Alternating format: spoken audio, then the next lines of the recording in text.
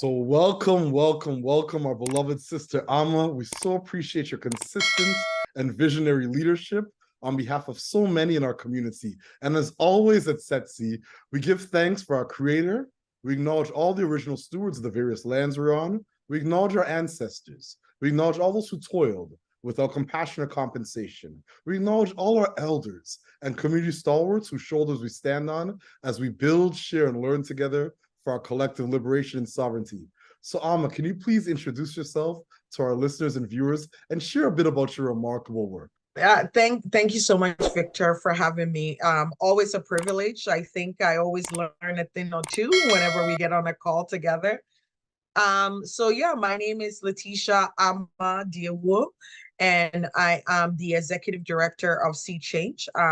It's an international organization working in 11 countries, actually 12 when we add Ghana this year, on food sovereignty, starting with seeds. So our focus is on seed security for all, and farmers' rights first and foremost. So we have projects in East Africa, West Africa, Mesoamerica, Latin America, and then one nation called Timor-Leste in Asia as well. So really our focus is on seed sovereignty for rural farmers, indigenous people, and everyone.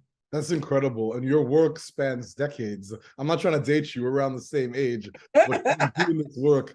And it's inspired me so much. As you know, my wife has been entrenched in this work for a long time. So being able to build with you around this just always brings me so much joy.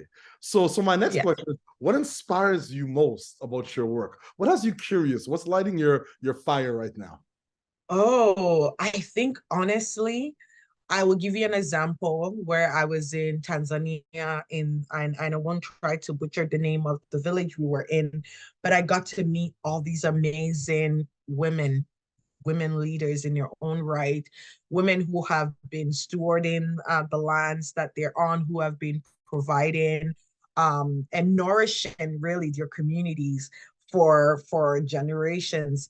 And that's what inspires me, just being in the community, seeing these Black women who are doing the bulk of the work, of protecting our biodiversity, women who are stewarding seeds. They're the holders, the caretakers, the guardians of seeds in our communities, and just seeing them in action. And that's what really inspires me. I think in this work, going back to, the film project that I'm working on about my grandmother, right? She inspires me all the time. The knowledge she holds about the land, about food, and also her ability to speak truth to power, is what keeps me going and inspires me in this work every single day. Ashe.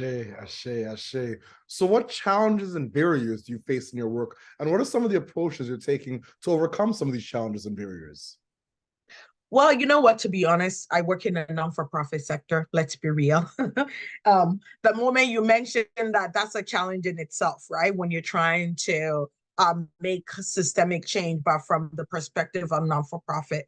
I think, not just myself, but I think many people who work in this space knows the challenges of constantly having to chase after money. That's always the barrier, right? It's the resources that's needed to do the amazing work in communities. It's always going to be a challenge, not just for myself, but for many others. I think the other piece is, of course, going up against corporate power, like the work we do around farmers' rights and around seed sovereignty and seed security. My work essentially is to protect our planetary health and our overall health as human beings. And then you're up against corporates whose main interest is money, right? Their main interest is how much can we get for this product that we've stolen off the backs of communities, right? It goes on and on and on and on.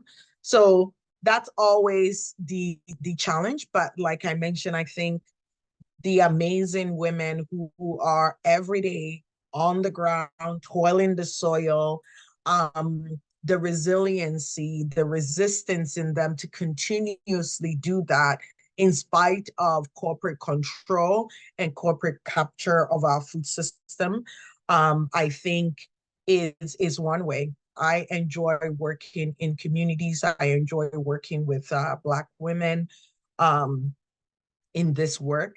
And I think that is the solution, right?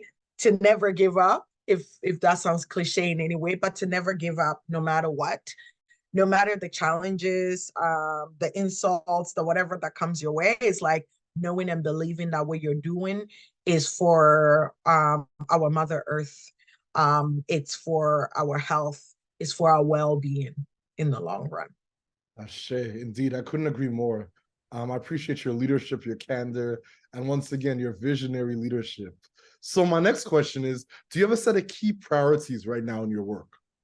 Oh, so many. I think, I had the privilege of attending COP28 in Dubai.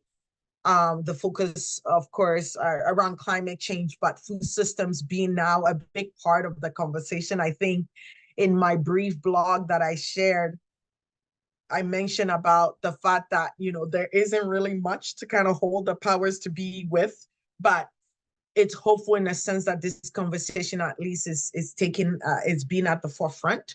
For me, a big priority for me is looking at seed security and climate change. I think that when we talk about farmers being resilient in light of the climate crisis that we're in, we forget that farmers need seeds, good quality seeds to do that. And it's not going to come from, Bayer, Monsanto. It's not going to come from those seeds they actually hold already in their hands. It's just a little support to kind of push that work a bit more forward.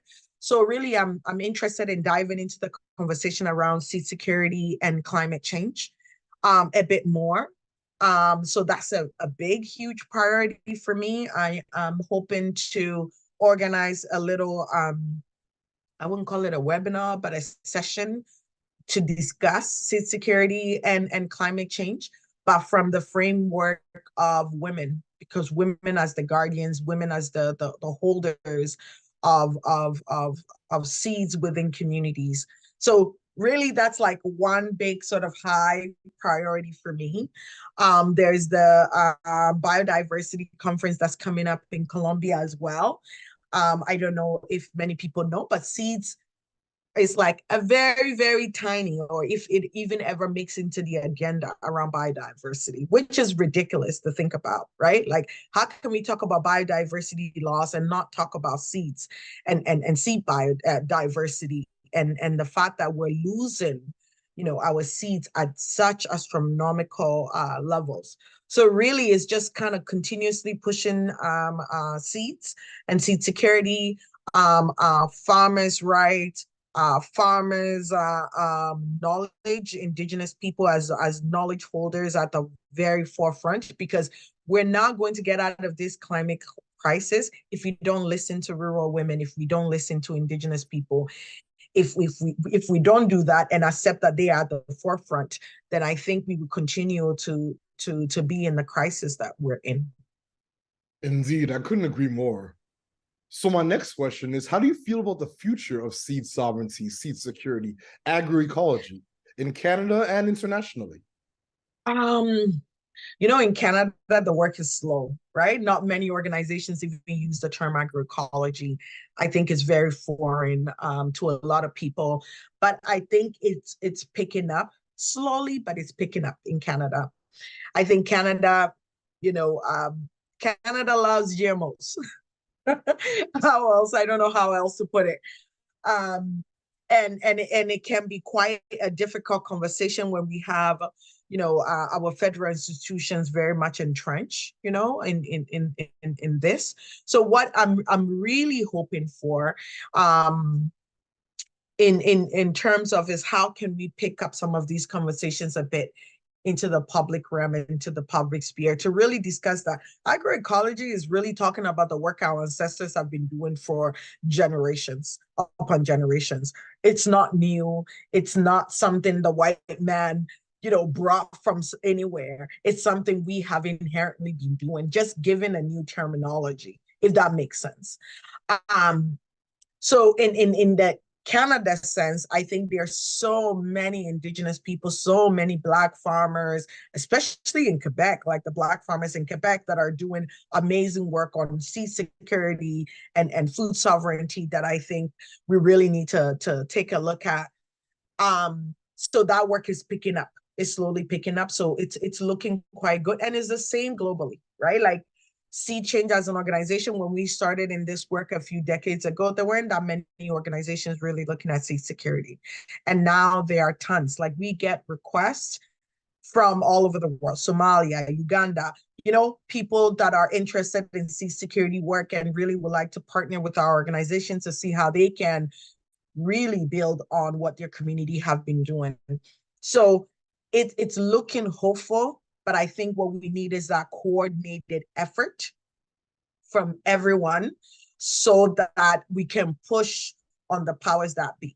The powers have all the resources in the world. What we have is the numbers, right? And there's power in the numbers in sort of bringing that collective together to look at how we can, seriously push against some of the what I call the slavery laws when it comes to food security and seed security, and really look at how we can liberate ourselves and nourish people. Ashe. So my second last question, what is your ultimate goal? What does success look like and feel like to you and your colleagues? Whoa. That's a really big one. I think,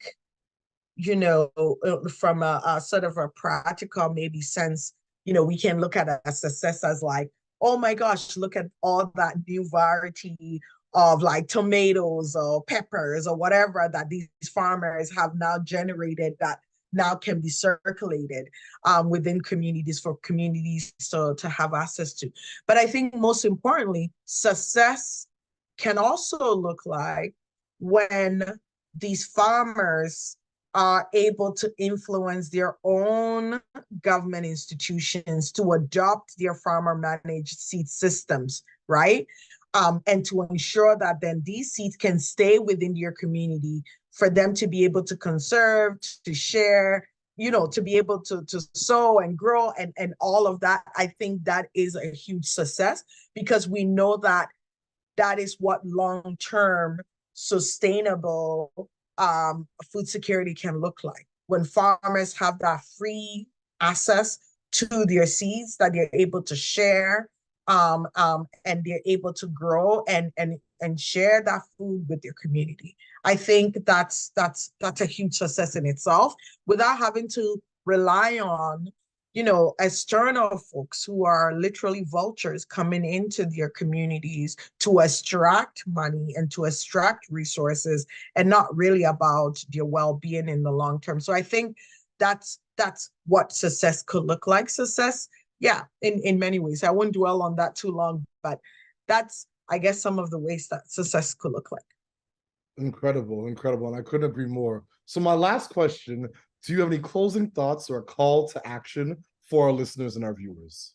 Well, I say to folks, I think from like the very small practical way to support your local farmers, small scale farmers within your communities is by shopping there, right? It is by buying from that. But most importantly, I think sometimes we forget that as individuals, we have powers to call our local politicians and offices and say, hey, listen, these are issues that are actually important to me. Seed security is important to me. Seed security is a climate issue and it's tied very much to food security and food sovereignty. And these are the things that are important to me because a lot of politicians, when you talk to them, is like, we listen to our constituents and, these are the priorities. They don't hear from you. They don't hear that these are things that you're actually thinking about. it is important to make that call. It is important to send that email. You may think nothing of it, but think about everybody doing the same thing. It's bringing that conversation to the forefront.